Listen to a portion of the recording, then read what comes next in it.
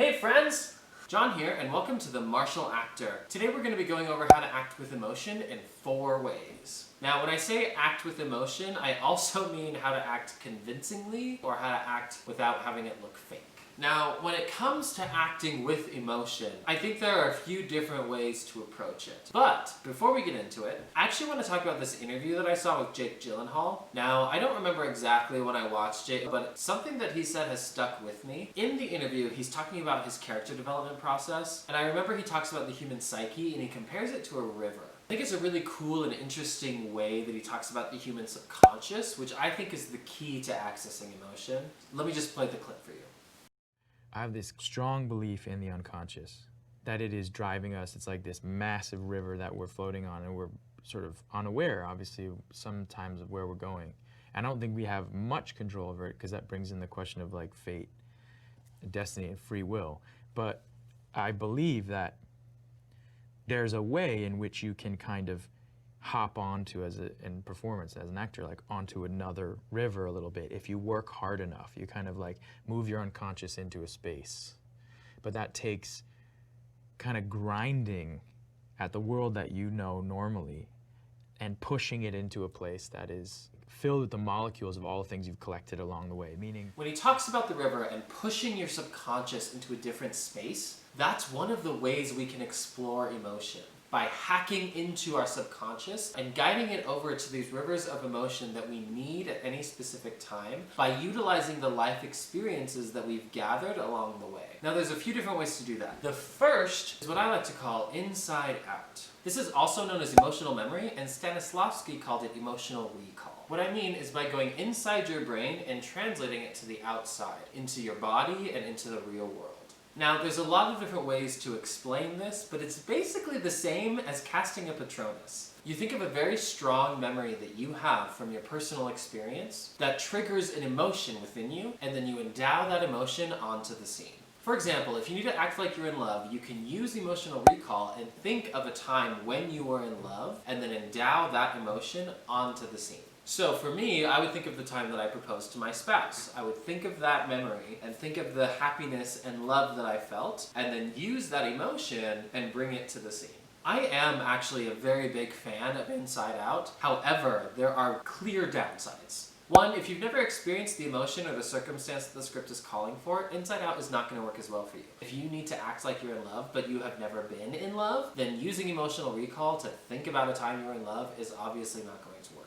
2, emotional recall can be very dangerous when you're exploring darker sides of the human psyche, especially when it comes to anger, rage, or pain. 3, Inside Out can be very harmful to you, not just as an actor, but as a person, if you are using emotional recall to relive a traumatic memory from your past, especially if the trauma is unresolved. So, I do like using Inside Out or emotional recall for happier things. Pretending I'm in love, pretending that I'm happy, pretending that I'm excited. But I avoid using emotional recall when it comes to anything involving trauma or experiences revolving around death. The second way is what I like to call outside in. Outside in is also known as physical memory or sense memory.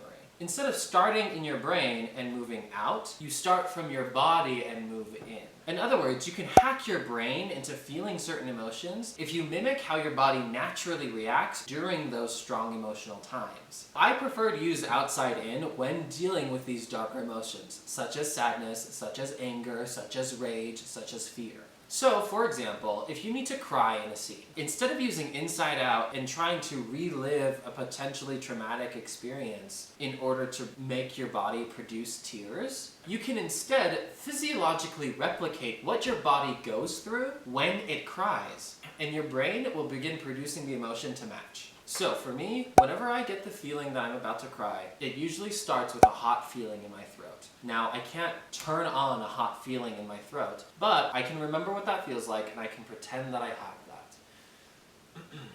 So, once I have that hot feeling in my throat, the next thing that happens for me is usually my heart starts to beat faster. I can't just turn on a switch to make my heart beat faster.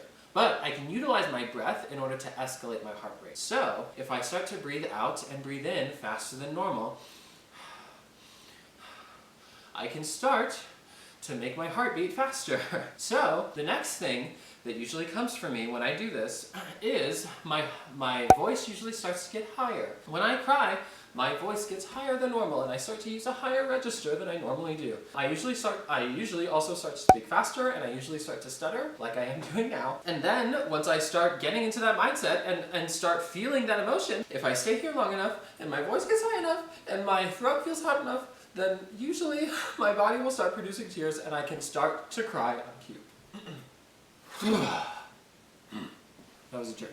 Now, those first two ways are very theoretical, very subconscious, and very feeling-oriented. However, there are more practical and technical ways we can access emotion as well in order to act convincingly. The third way is by utilizing your tactics. Now, a lot of times as actors, we'll get caught up in the emotion, but we'll forget the reasoning behind it. You could be the best, most convincing emotional actor in the world, but if you don't ground what you're doing in the scene, it's not going to matter because it won't make sense. Knowing your tactics and knowing why your character is doing what they're doing and knowing why they're feeling what they're feeling is the key to grounding your character's emotions in reality.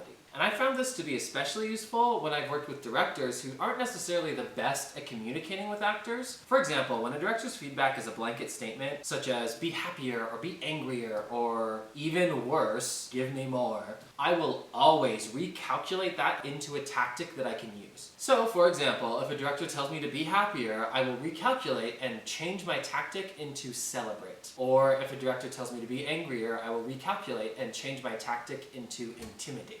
Now, this last thing I want to bring up is kind of a pet peeve of mine, but I think it's a very common trap that we actors can fall into. When we're asked to do an emotionally charged scene, I think it's very common for us to want to show off our emotional chops, such as crying on cue or exploding in anger or what have you. And I think it can happen a lot, especially when we've put in the time and effort to really craft and hone our skills. If you use your emotional chops to show off your acting skills, it's always going to come across as indulgent and selfish rather than grounded and sincere. So, the fourth way you can act with emotion is to focus on giving. The best actors are not the ones that take. When I say that, I mean taking the spotlight or demanding your audience's attention or being indulgent and making it all about you. The best actors are the ones that give. They give their impulses to the scene. They give their partners their own attention, and they give the audience the benefit of the doubt. If both you and your partner do that, if you both trust each other, give your impulses to the scene, and give your audience the benefit of the doubt, you can end up creating amazing, emotional, convincing, organic, and grounded scenes for your viewers to watch. If you're having trouble connecting to your emotions in a scene, I think the fastest way to get out of it is to get out of your head and leave everything behind. Leave behind your homework, leave behind your technique, leave your expectations, just everything that could be blocking you in that moment, and just focus on giving whatever you can to your partner. If you do that, I promise you the emotion will come. That's it for today, so take care of yourself, take care of each other, and I'll see you next time.